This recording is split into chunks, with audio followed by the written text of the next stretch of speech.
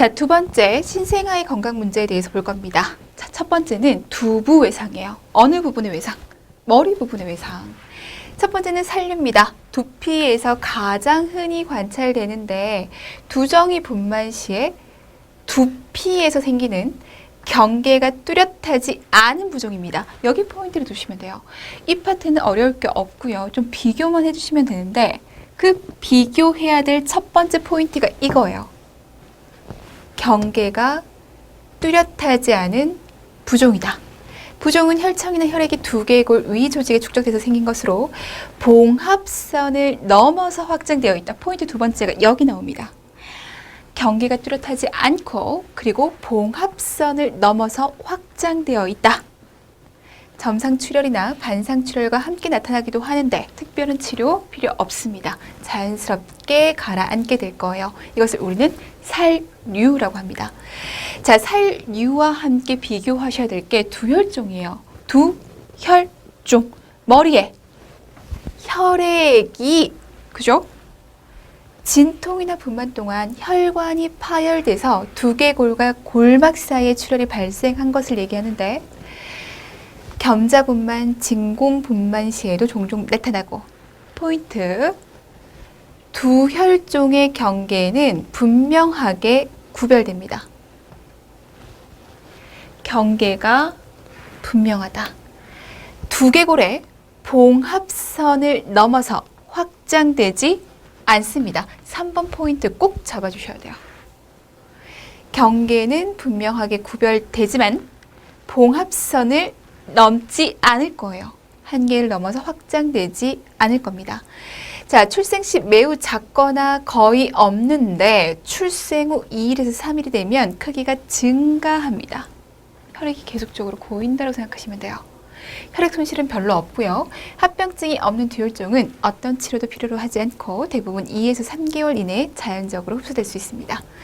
자, 세 번째는 건막하 출혈이에요. 건막하에서 일어나는 출혈. 출혈은 두개골을 벗어나 종종 목 뒤쪽까지 확산되고 출생 후에도 지속돼서 빈혈이나 저혈량 샥과 같은 심각한 합병증 동반할 수 있습니다. 그만큼 혈액의 손실이 있구나라고 생각하시면 돼요.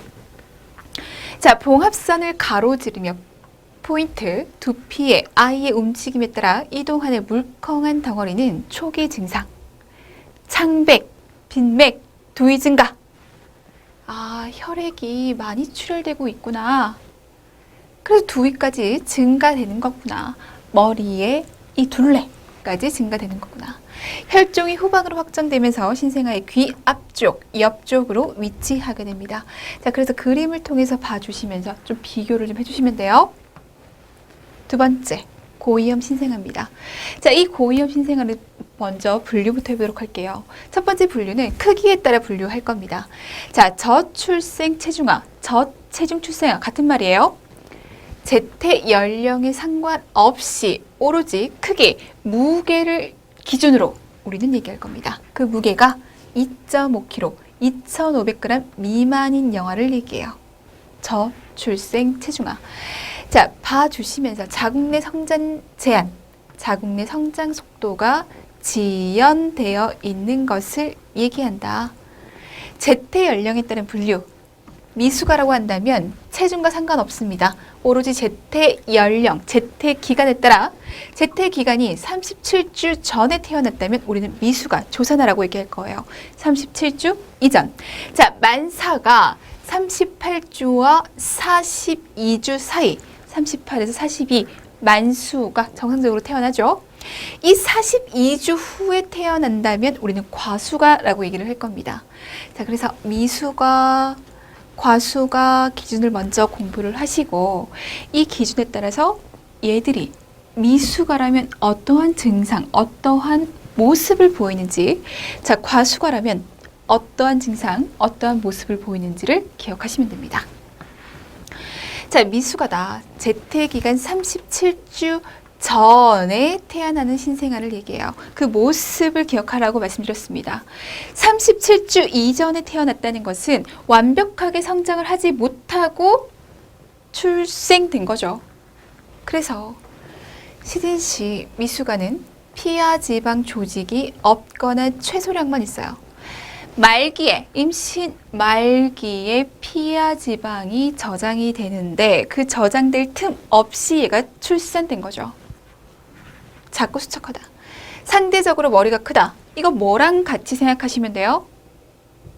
발달, 성장 발달이 어떻게 이루어지는가를 생각하시면 되죠. 뭐라고 했어요? 두미 법칙이라고 했어요. 머리 먼저 크고 그 다음에 사지가 자라는데 지금 얘가 성장 다 못하고 나왔습니다. 그래서 상대적으로 머리가 매우 커요. 두미 방향의 성장을 반영하는 것이고 피부는 매우 밝은 분홍색, 부드럽게 광택이 나고 얇은 표피 밑으로 가는 혈관이 선명하게 보입니다. 피하 조직이 없다라고 얘기했어요. 적다라고 얘기했어요. 그러니까 얇게 선명하게 보이는 거죠. 재택기간에 따라 가는 솜털이 온몸에 나 있으나 머리에는 성기고 가늘고 보들보들한 털이 나 있고 귀 연골은 부드럽고 유연하고 손발에 주름이 적어서 매끄러운 모습을 보이고 있으며 두개골, 늑골 매우 부드럽고 남아의 경우 음낭의 주름 거의 없고 고환은 내려오지 않습니다. 고환, 임신 말기에 음낭으로 내려오죠. 채 내려오지 못하고 출산된 거예요. 여아는 소음순과 음액이 돌출되어 있고 비활동적이고 처져 있는 모습. 성장이 채 되지 않았잖아요. 그만큼 힘이 없어요.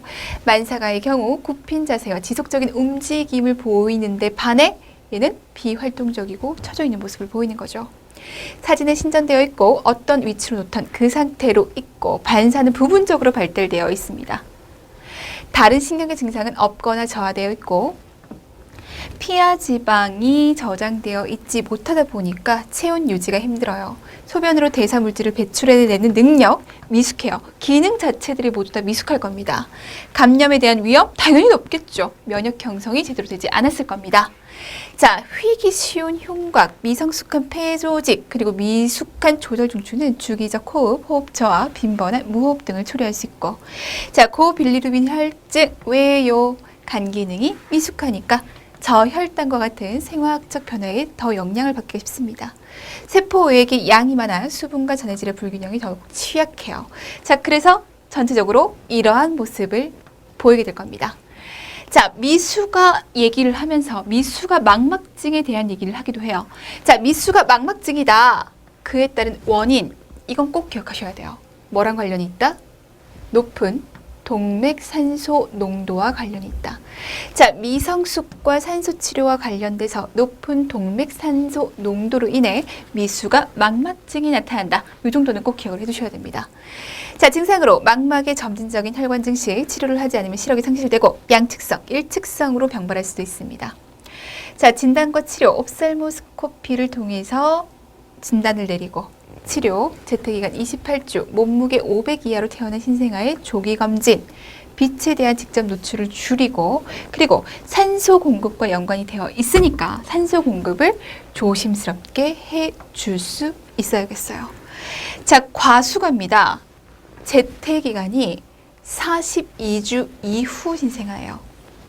자, 태아는 엄마의 태반으로부터 영양과 산소를 받을 겁니다. 그런데 태반의 기능이 임신 말기로 갈수록 점차적으로 퇴화된단 말이에요. 기능이 감소한단 말이에요. 지금 42주 이후에요. 태반의 기능이 많이 떨어져 있다고 생각하시면 돼요. 아, 태반의 기능이 많이 떨어져 있으니까 산소와 영양분을 제대로 받지 못한 상황이었겠구나. 그로 인한 증상들이 나타날 가능성이 크다. 라고 생각하시면 되겠습니다. 자, 특성을 보면요. 임신 36주경의 태반은 영양, 산소, 노폐물을 운반하는 능력이 감소하기 시작해요. 그래서 임신 만기를 넘으면 42주를 넘기게 되면 태반은 점점 그 기능이 불충분해집니다. 자, 그러면 아이는 어쨌든 42주 동안 엄마 뱃속에서 자랐을 거 아니에요. 그러니까 성장과 발달이 많이 되어 있고 그리고 점점 못 받았을 거예요. 그로 인한 모습들이 나타나겠다. 솜털이 없고 태지가 있다 하더라도 아주 적고 손톱이 길었을 거예요. 머리카락이 많을 겁니다. 피부는 되게 갈라지고 양파처럼 박리되기 쉽고 피하 지방이 고갈되고 자, 임신 말기로 갈수록 태아는 피하 지방을 저장한다라고 얘기를 했습니다. 자, 근데 42주가 넘어가면서 엄마로부터 제대로 된 영양 공급을 잘 못 받았을 거란 말이에요. 태반 기능이 감소하니까. 그러면 어떻게 해요? 저장되어 있던 자기의 지방을 쓰는 거죠. 그래서 고갈되어 마르고 늘어진 외모를 보일 겁니다. 자, 피부 주름에 남아있는 매우 적은 태지가 진한 노란색, 녹색으로 물들어져 있다면, 진한 노란색, 녹색으로 물들어져 있다면 이건 뭘 의미하냐면 태변을 의미해요. 자, 태변이 나오는 상황은 산소가 부족할 때, 엄마로부터 산소를 제대로 받지 못해서 이 태아 자체가 저산소증을 느낀 겁니다. 저산소증의 증상으로 태변이 나와 진한 노란색, 녹색이 태지를 물들였을 거라고요. 자, 두 번째로 넘어갑니다. 유전질환, 다운증후군 얘기할게요. 다운증후군 너무너무 중요하죠. A급 잡고 가셔야 됩니다. 염색체 장애예요. 염색체 몇 번? 21번. 이 21번 염색체가 몇 개가 있는 겁니까? 3개가 있는 거예요. 3염색체. 그래서 21증후군이라고 얘기합니다. 자, 염색체는 총 46개가 있습니다. 그래서 44개의 상염색체와 2개의 성염색체를 가지고 있는 거죠. 다 쌍을 이루고 있어요. 근데 21번이 3개라는 거죠. 그럼 얘는 총 47개의 염색체를 가지는 거예요. 특징적인 외모를 보이게 됩니다. 그 특징적인 외모에 대해서 기억을 하셔야 돼요. 안 내각 최피, 손이 네모나고 손바닥에 원선이라고 하는 가로주름이 있고, 작은 입, 그에 비해 긴 혀, 입천장이 높이 굽어져 있고, 근육 허약, 긴장 감퇴, 눈꺼풀 라인이 비스듬하고 눈이 위로 올라가 있고, 이런 모습, 눈이 위로 올라가 있는 모습, 이런 모습을 보이고요. 엄지발가락과 검지발가락 사이가 많이 벌어져 있습니다. 그래서 외모의 특징들, 머리가 작고 앞뒤 납작, 코가 작고 콧날이 낮고, 눈 사이가 넓고 아니면 외상방으로 올라가고 사시가 흔히 나타나요. 귀, 기형, 입술 두껍고 손은 짧고 두껍고 원선이 보일 겁니다. 자, 신체적인 질병. 중격결손, 선천성 심장결함, 심장 중격결손이 있고 호흡기 감염과 만성 중이염을 앓기가 쉽습니다. 소화기계에도, 갑상선에도, 그리고 척추 변형, 백내장, 안구 진탕증, 사시 난시와 같은 모습, 백혈병, 급성 거대 아구성 백혈병이 절반이고 30세 이후 나타나는 알츠하이머, 치아가 비정상적으로 배열되어 있고 늦게 치아가 발생합니다. 자, 그래서 이런 모습들을 봤더니 심장에도 문제가, 호흡에도 문제가, 소화기계에도 문제가, 그러면서 눈에도 문제가, 백혈병까지 가요. 알츠하이머까지 갑니다. 그래서 수명 자체가 길지 않습니다. 자, 다운증후군 치료법 없어요. 염색체 이상이라. 신체적인 문제는 아동이 가능한 한 건강하도록 도와주도록 합니다. 그들의 삶의 질을 향상시킬 수 있는 대증적인 간호중재, 그들의 케이스 바이 케이스적인 간호중재를 해주시면 돼요. 자, 초기 중지 프로그램으로 영유아기 학년기 동안에 영아 자극이나 학년 전기 자극 프로그램 혹은 가정에서 1:1 시간을 통해서 강화하는 것이 좋습니다. 성장 발달 관찰하고 심장 구조에 대해서, 선천성 거대 결장에 대해서, 변비에 대해서, 심장 결손이 있는 경우에는 성장하지 않는 것은 확실한 가능성이 있고, 중이염 재발, 갑상선 기능 검사 이런 것들에 대해서 생각해 줄 수 있습니다. 자, 호흡기 감염이 작게 나타납니다. 작게 일어납니다. 자, 그래서 상기도와 하기도 감염의 잦은 발병과 심각성, 그로 인한 증상들. 자, 호흡기 감염에 취약해요. 호흡기가 취약하다고요. 그렇기 때문에 담배 연기 노출되지 않도록 하고, 질병 나타나지 않도록, 증상이 나타나는 경우에 빨리 조기 발견할 수 있도록 하면서 약물 복용에 대해서 학교와 조력하도록 하고, 호흡기 감염이 심한 경우 알레르기 전문의사, 흉부외과 전문의, 이비인후과 전문의에게 의뢰할 수 있도록 하셔야 됩니다. 자, 다운증후군 몇 번 염색체가 3개인가? 그리고 어떤 특징적인 모습을 보이는가 이것들을 중심으로 꼭 기억을 해두셔야 됩니다. 자, 흔한 상염색체 이상에 대해서 볼 겁니다. 자, 증상들을 기억하는 것도 너무 중요하고요. 그리고 요런 염색체의 표기 기억하셔야 됩니다. 자, 다운 증후군 21번이라고 얘기를 했어요. 21번이 3개야. 그래서 47. 여자일 수도 있고 남자일 수도 있죠. 21번이 3개야.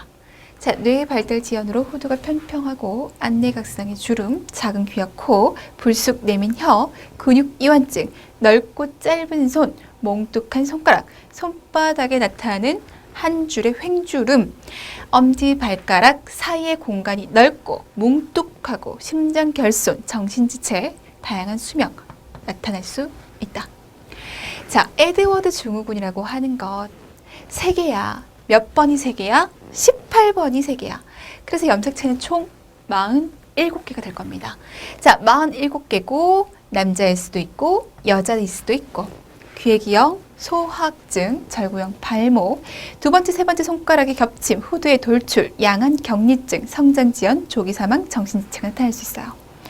자, 파타우 증후군 3개야. 몇 번이 3개야? 13번이 3개야. 그래서 47개의 남자일 수도 있고 여자일 수도 있고 구순, 구개열, 귀의 기형, 소안구증, 다지증, 눈의 결손, 심장 결손, 정신지체, 조기사망 나타날 수 있습니다. 클라인펠터 증후군 기억하셔야 되죠. 꼭 기억하셔야 됩니다. 자, 클라인펠터 증후군을 봤더니 일단 47개예요. 그럼 뭔가가 하나가 더 많다는 얘기죠. 그리고 염색체를 딱 봤더니 X, Y입니다. 그러니까 상염색체 1개가 더 많은 것이 아니라 성염색체 1개가 더 많은 거죠. 성염색체를 봤더니 지금 얘가 XXY예요. 어쨌든 Y가 붙어 있으니까 얘는 남자죠. 클라인펠터 증후군은 남자에게서 나타납니다.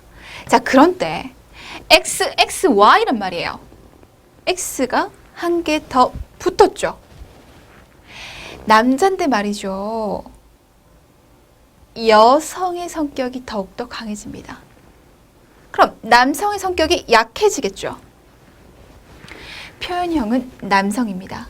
안드로겐의 생산 감소로 작은 고환, 불임, 잘 발달된 성기, 희박한 머리카락, 여성형의 치모 분포, 드문 긴 다리, 여성형 유방, 사춘기의 변성기가 없고, 자, 드문 비정상적인 증상으로 척추측만증, 누드 흉, 깔때기 모양의 가슴, 5번째 손가락 단지증, 불규칙한 치아, 심장의 비정상, 그리고 폐질환, 정맥류, 지적 발달이 나타날 수 있습니다. 자, 증상 자체가 굉장히 약해져 있어서 잘 몰랐어요. 자기가 클라인펠터 증후군인지 잘 모르고 살아가다가 결혼을 해서 아이가 안 생겨서 검사를 해봤더니 클라인펠터 증후군이다. 이런 경우도 종종 있습니다. 남자고요. 여성형을 가지고 있는 것. 남성형이 감소되는 것. 그래서 불임될 수 있는 것. 클라인펠터 증후군입니다. 자, 터너 증후군이에요. 터너 증후군도 기억하셔야 돼요. 터너 증후군을 봤더니 일단 염색체 수가 45개, 45개래요.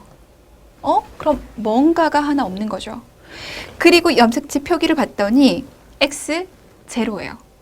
그 말인즉슨 상염색체는 정확하게 있는데 성염색체 하나가 부족한 겁니다. XX든 XY든 해야 되는데 X 제로예요. 자, 일단 Y가 붙지 않았기 때문에 얘는 여자일 겁니다. 여성이에요. 그런데 여성은 XX잖아요. 근데 X가 1개밖에 없어. 그럼 여성의 성격이 감소될 수밖에 없는 거죠. 표현형은 여성입니다. 그러나 난소가 미성숙할 거예요. 에스트로겐 감소될 겁니다. 그로 인해 불임될 가능성이 굉장히 높아지죠. 성발달 당연히 지연 나타나고요.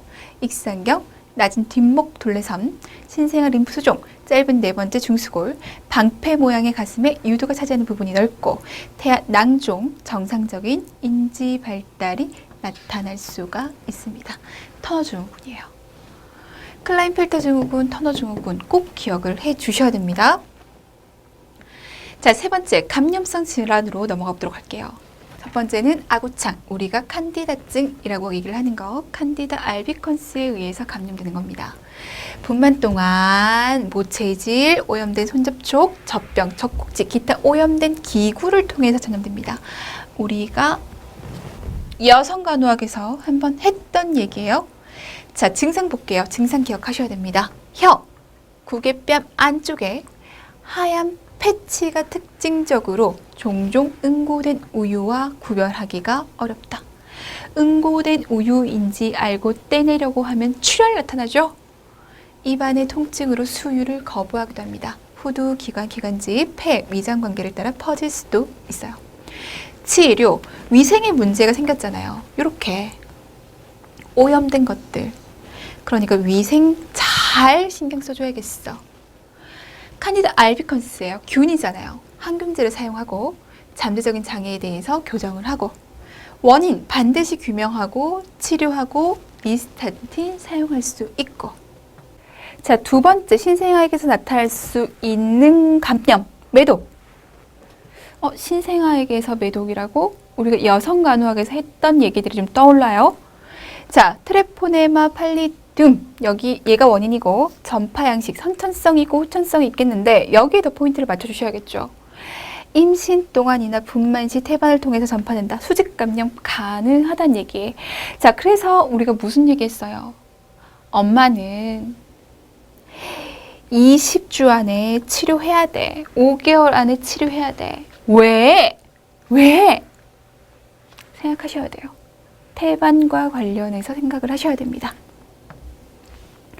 자, 선천성일 때, 후천성일 때 증상들, 선천성의 포인트를 맞추면서 선천성 매독일 때 나타나는 세 가지 특징적인 증상이 있습니다. 우리가 얘를 허친슨 3증후군이라고 얘기를 할 거예요. 자, 귀머거리, 톱니 모양의 안쪽 절치, 각막 실질염, 이렇게 세 가지의 증후군이 나타납니다. 자, 치료 어떻게 할 거야? 매독에 이완된 임산부에게 페니실린 요법을 시행할 거예요. 출생 후 치료 역시 페니실린, 에리스로마이신, 테트라사이클린, 우리 이런 얘기들에 대해서 여성간호학에서 얘기를 했습니다. 자, 출생 전후, 출생 중, 모체로부터 획득된 감염, 수직 감염에 대해서 얘기를 할 겁니다. 자, HIV에 대해서 감염이 됐어. 에이즈죠. 어떻게 전파돼? 어떻게 예방할 수 있어? 산모와 태아의 감염을 감소시키기 위한 중재로 HIV 양성 산모는 임신 14주부터 항바이러스 예방제를 투여해야 합니다. 산모가 가장 최근 받았던 치료를 포함해서 다양한 요인을 검사하고 치료법을 선택하고 분만 전 치료 계획과 별개로 분만 중에는 지노부딘, 에이즈 치료제죠. HIV에 감염된 산모에게 권장됩니다. 자, HIV에 노출된 신생아는 6주 동안 지노부딘을 접종해야 돼요. 자, HIV 양성 산모에게 제왕절개는 수직 감염을 줄이기 위해 권고되고 있습니다. 수두 역시 수직 감염 가능하고요. 클라미디아 감염, 임신 3기 혹은 주산기에 전파될 수가 있다. 그래서 뭐와 관련해서 얘기를 해야 돼요? 안염과 관련돼서 얘기를 해야 돼요. 여성간호학에서 한 얘기. 자, 콕스키 바이러스 수직 감염 가능하고 거대세포 바이러스 수직 감염 가능합니다. 감염 홍반 그리고 임질 역시 우리가 여성간호학에서 얘기를 했고 기억을 하셔야 되죠. 임신 3기, 주산기, 출생 시 예방적으로 약물을 넣고 배양을 위해서 도말표본을 채취하고 페니실린으로 치료를 합니다. 자, 비형간염, 얘 너무 중요해요. 예방접종과 관련해서 국가 예방접종 사업과 관련해서도 너무너무 중요하죠. 출생 시 증상이 없을 수 있고 급성감염, 간 기능의 변화가 나타날 수 있다. 태반을 경유해서 분만 동안 오염된 모체, 액체 또는 분비물을 통해서 전파됩니다. 그래서 어떻게 치료할 건데? 우리 이 얘기 했어요. 중요하다라고 말씀드렸고 꼭 기억을 해두셔야 됩니다. 자, 리스테리아증, 수직감염 가능하고 선천성 풍진 역시 가능합니다. 임신 1기, 임신 2기에 어떻게 예방할 것인가? 임신 여성은 풍진 증후군을 가진 영아를 포함해서 모든 감염된 사람과의 접촉을 피해야 하고 예방접종 후 최소 3개월 동안은 임신을 하지 않도록 피임하셔야 됩니다. 자, 선천성 매독에 대해서 얘기를 했어요. 태반을 경유하고 임신 동안 출생 시 어느 때라도 가능하다. 매독의 가장 심한 형태로 정맥 페니실린으로 치료할 수가 있습니다.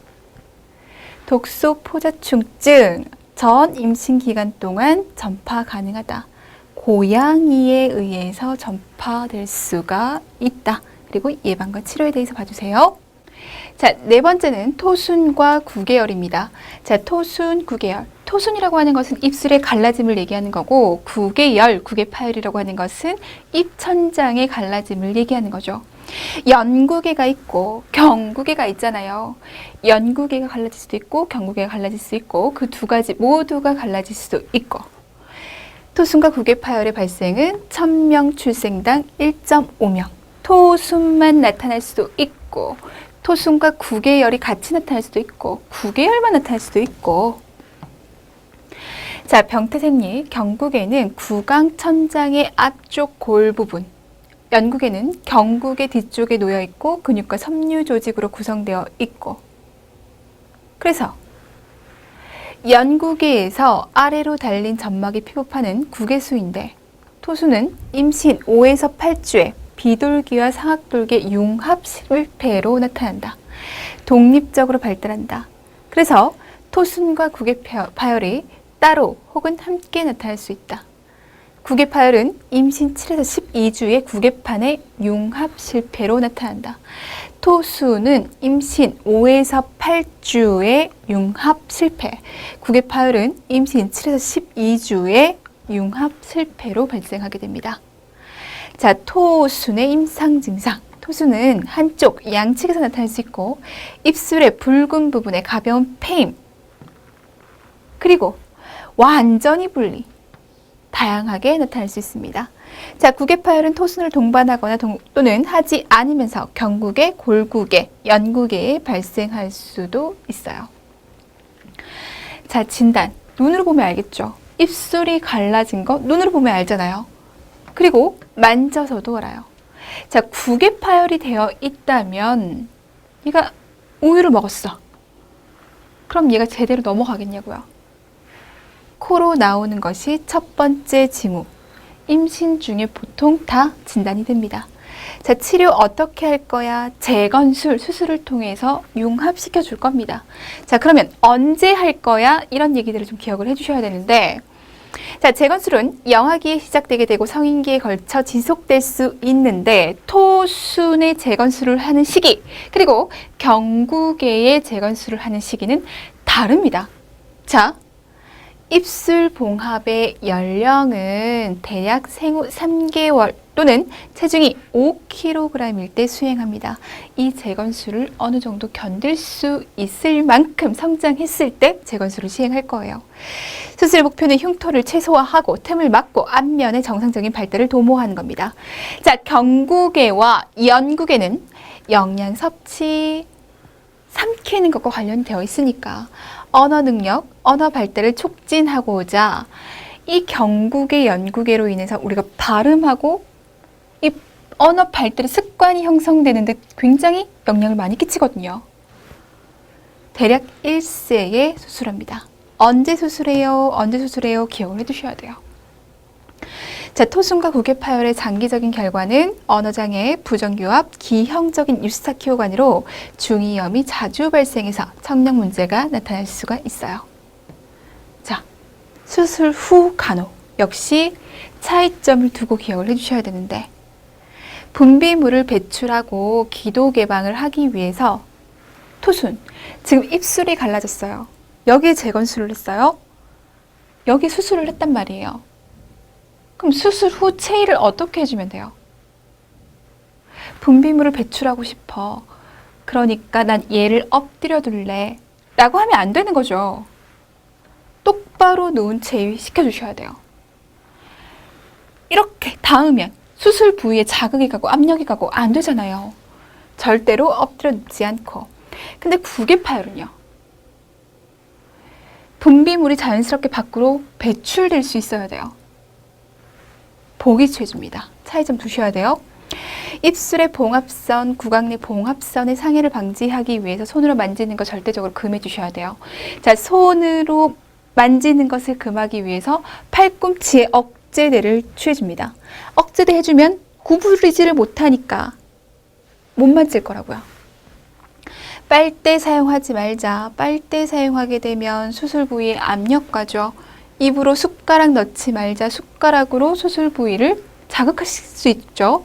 노르게 젖꼭지 마찬가지입니다. 금지시켜주고, 자, 감염 방지를 위해서 수유 후에 깨끗하고 건조하게 유지될 수 있도록 해주셔야 돼요. 수술 후 간호에 대해서 기억할게요.